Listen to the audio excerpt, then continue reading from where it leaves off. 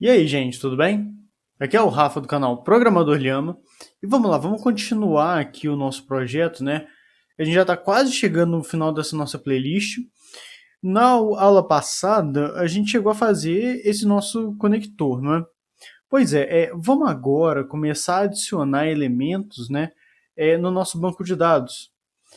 Do jeito que estava apresentado aqui, né, a gente tem essa nossa tabela aqui de artes, e a gente vai começar a preencher, né, essa tabela aqui com algumas informações, mesmo que sejam totalmente a título, né, de testar essa nossa inserção. Então vamos lá, vamos pegar e vamos começar a dar uma preenchida aqui nessa nossa tabela. Para isso, lembrando que na nossa última aula, né, a gente fez esse nosso conector, a gente vai utilizar ele, né, segundo algumas boas práticas que a gente tem. Para isso, aqui, olha, no nosso diretório de infra, eu vou fazer o seguinte. Eu vou criar aqui, olha, database underline repository.py, que é a ideia de repositório. Ou seja, as interações diretas que a gente vai fazer, por exemplo, um insert, um select, coisas em SQL desse modo, a gente vai deixar aqui no nosso repositório. E vamos lá, vamos ver como é que a gente vai fazer uma coisa dessas.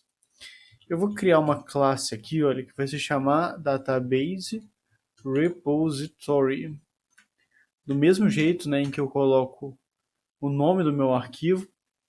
E eu vou fazer o seguinte, vou colocar um arroba aqui de class methods.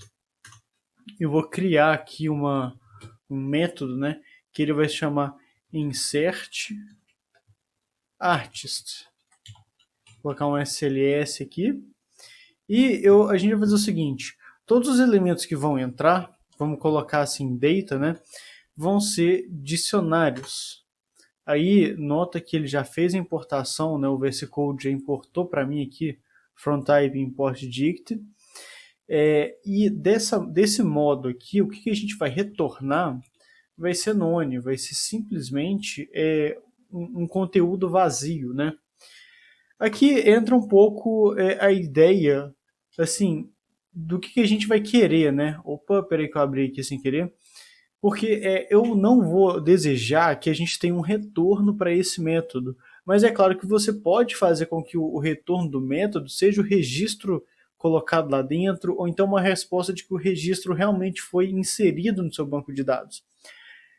Para esse tipo de exemplo, eu não preciso desse tipo de resposta, não acho que vai agregar muito, mas vamos deixar desse modo aqui. Agora a gente vai ter uma espécie, né, de variável que eu vou chamá-la de query.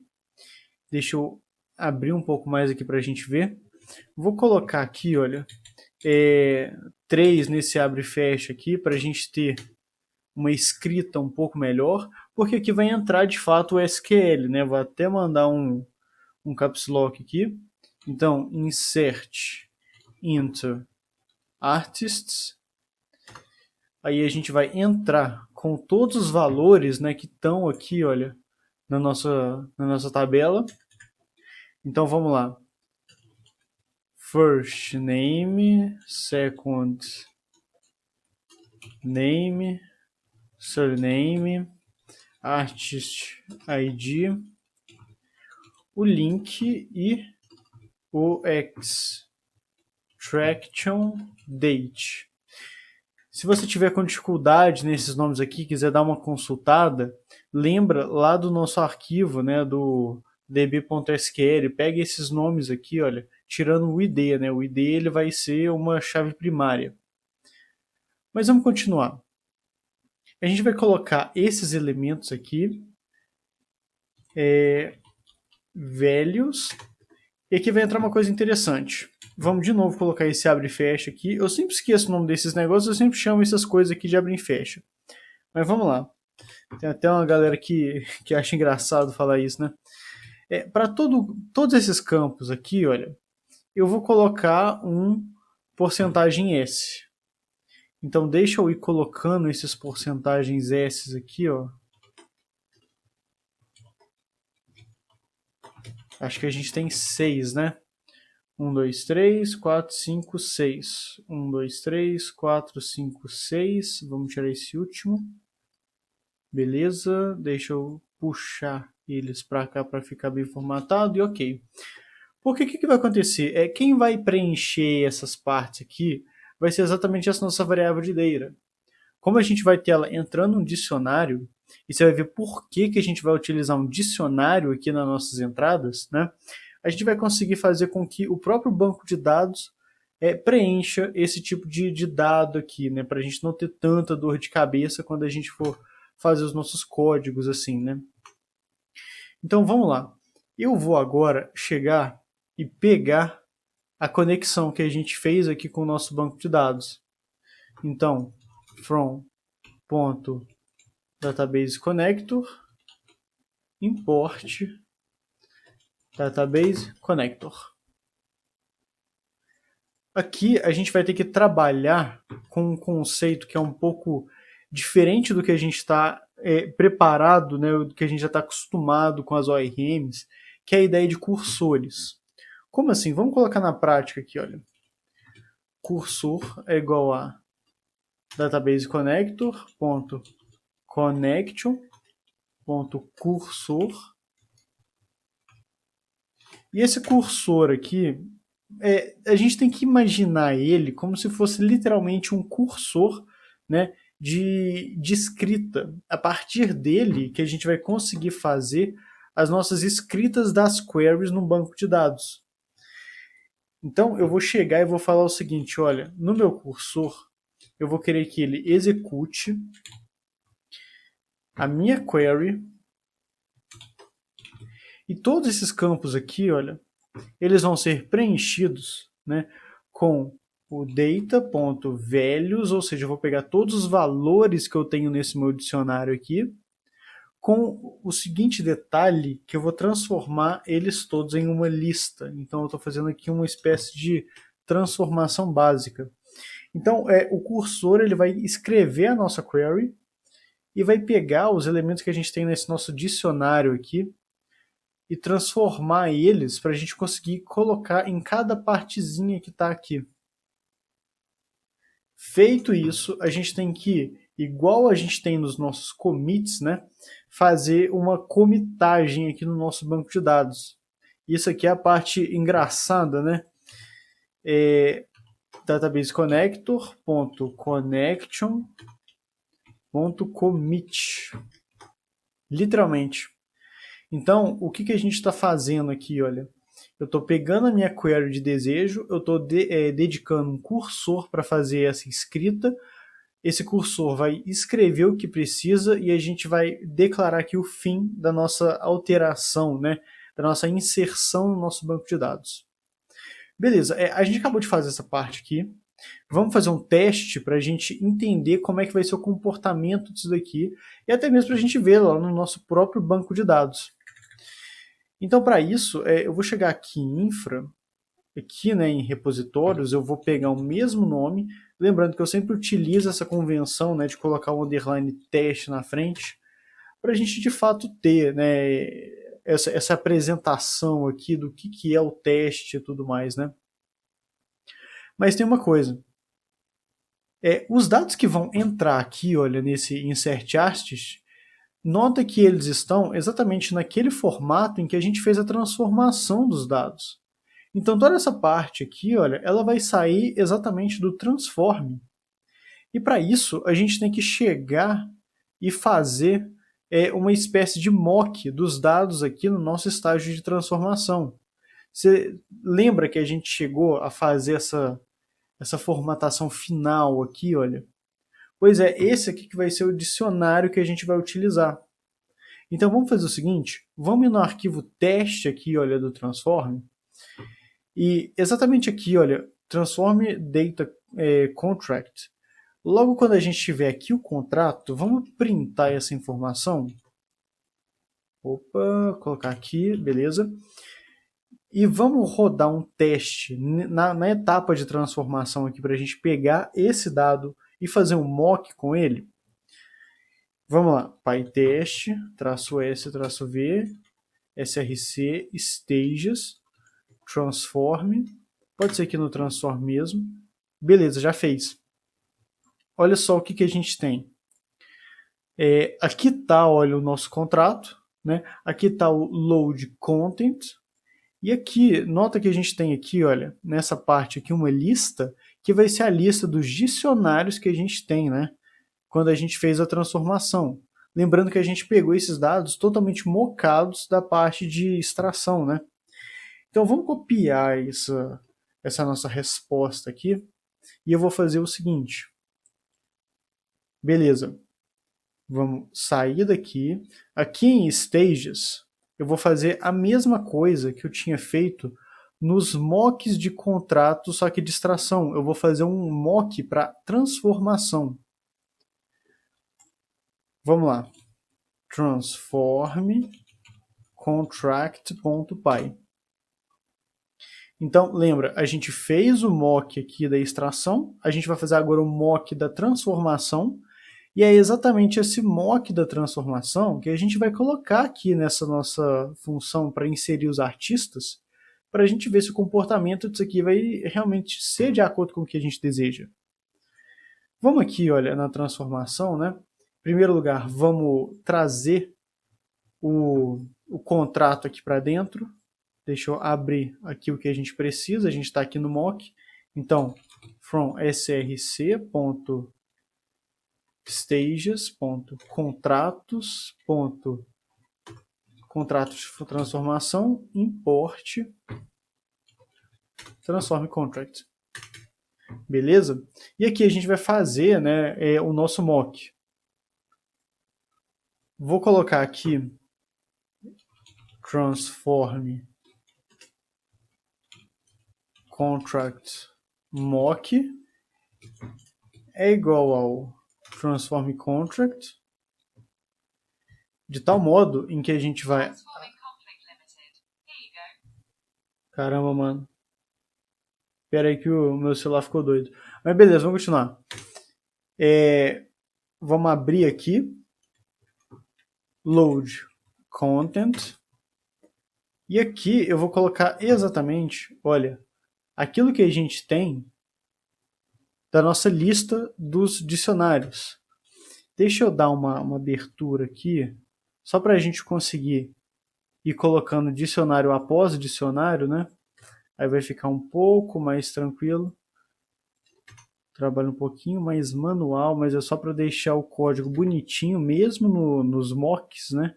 Eu acho que faz um pouco de sentido a gente deixar as coisas mais elegantes. Beleza? E a gente também tem um certo problema aqui, um certo erro, e a gente vai ter que importar a biblioteca datetime. Aí a gente vai conseguir criar aqui os extraction date, né? Aqui, criar os extraction dates. E a gente também vai fazer o seguinte, para não ficar dando esse erro aqui no PyLint, né, de linha muito longa e tudo mais.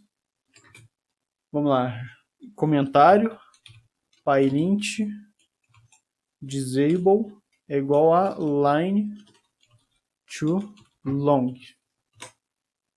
E aí a gente tira isso daqui. Beleza. Fizemos aqui o nosso mock. Vamos colocar ele agora dentro do nosso arquivo de teste e vamos testar, né, se a nossa inserção ela vai rolar mesmo. Para inserção, eu vou fazer o seguinte. From src.stages.contratos. Vamos lá nos mocks e pegar o mock de transformação, né? Então, import transform contract mock. Aqui a gente vai fazer o seguinte, from database connector. Aqui é o conector, então vamos pegar o conector porque a gente vai ter que se conectar no banco de dados antes da gente de fato fazer a nossa query, né, a nossa inserção. E eu vou pegar aqui, olha, database repository, import database repository. Ok. Vai estar reclamando aqui porque a gente não está usando nenhum desses caras. Vamos colocar aqui, olha, teste insert artists. Não, eu vou até copiar aqui para ser um pouco mais fácil para a gente, né?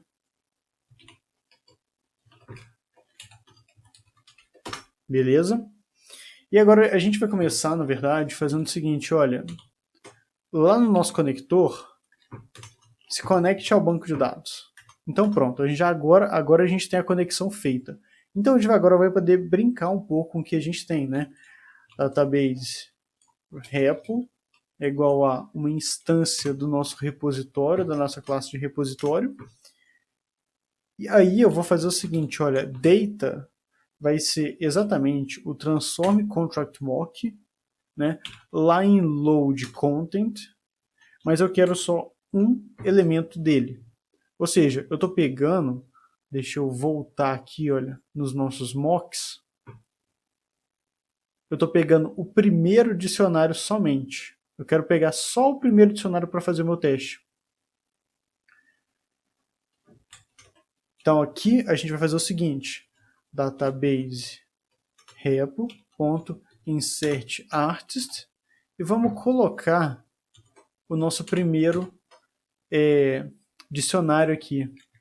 E vamos ver assim, o que vai acontecer agora, né? Se a gente tiver algum problema, a gente volta, a gente corrige aqui, mas a gente está, né, nessa nossa pasta de infra aqui para adicionar elementos no nosso banco de dados.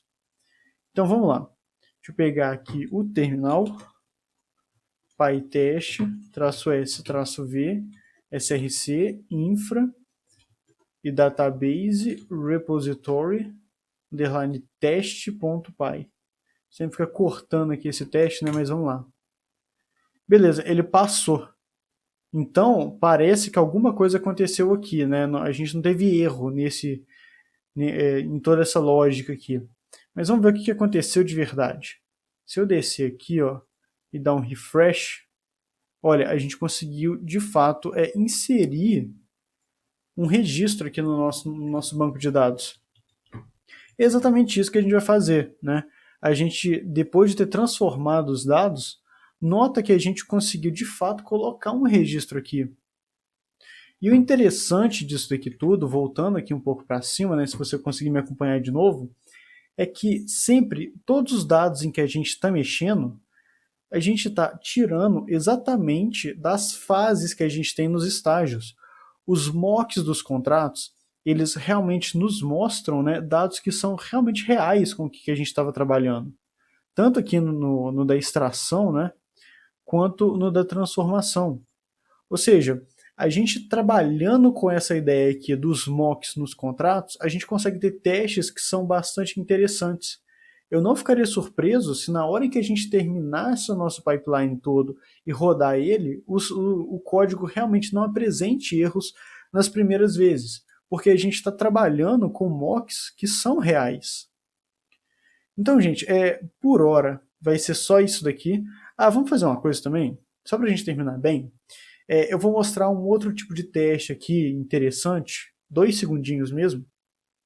Porque, assim, esse teste aqui, pelo mais interessante que ele seja, não é legal a gente ficar rodando ele toda hora. E por que eu falo isso? Porque, assim, ele sempre vai ficar inserindo coisas no nosso banco de dados. E ficar inserindo toda hora no nosso banco de dados, a gente pode perder o controle do que está entrando.